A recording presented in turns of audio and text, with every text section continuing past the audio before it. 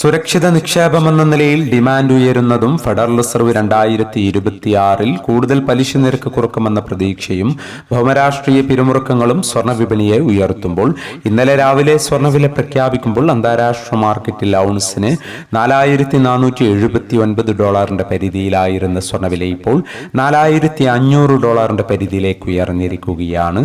അന്താരാഷ്ട്ര മാർക്കറ്റിൽ ഇന്ന് രാവിലെ $4,520 മുകളിൽ പുതിയ റെക്കോർഡ് സ്ഥാപിച്ച ശേഷം വിപണി താഴേക്കിറങ്ങുകയായിരുന്നു.